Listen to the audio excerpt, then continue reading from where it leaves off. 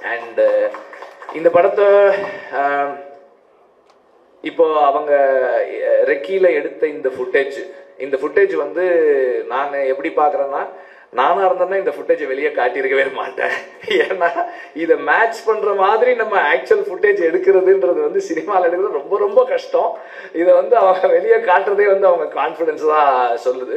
It's going to be very challenging task for everybody to create this, to be part of this behind the camera and in front of the camera.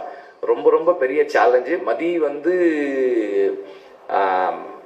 I think is taken up a very very very big challenge. But என்னன்னா, சூரி மாதிரி ஒரு டெடிக்கேட்டடான ஒரு ஆர்டிஸ்டும் எல்ரெட் மாதிரி ஒரு பேஷனட்டான ப்ரொடியூசரும் இருந்தா, அவர் Elred sir வந்து நம்ம producer வந்து அவருடைய என்ன சொல்றது, ப்ரொடியூசர் இருக்குது அவருக்கு செகண்ட் ஜாப் தான்.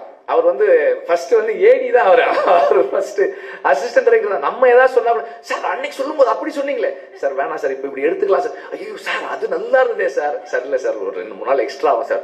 அப்படியா சார், போயிடுவார். போன உடனே ஒரு ½ அன் அவர் கழிச்சு மணி அடிப்பார். சார் சொன்னார் சார், அது ஒரு 3 days ஆனால் கூட பரவாயில்ல எடுத்துடலான்னு சொன்னார் சார். இல்லை மணி பட்ஜெட் இல்லை சார், அதெல்லாம் சார் பார்த்துக்கிறார் சார். இல்லை இப்போ பீட்டர் வரணுமே, அதுக்கு பீட்டர் சார் அது பேசிக்கலாம் சார். சார் வந்து அது எடுத்துட்டா நல்லா இருக்குன்றாரு சார். இப்போ எப்படி ஆயிடும்னா, டைரக்டர் வந்து ப்ரொடியூசர் கன்வின்ஸ் பண்ணுவாரு செலவு பண்றதுக்கு. நம்ம வந்து ஐயோ செலவாகுமே அப்படி எடுக்கணும். ஸோ அந்த மாதிரி ஒரு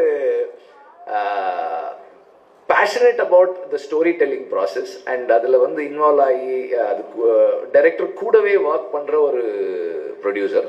ஸோ இந்த மாதிரி ஒரு டீம் இருந்தால் கண்டிப்பாக மதியால பண்ண முடியும்னு நினைக்கிறேன்.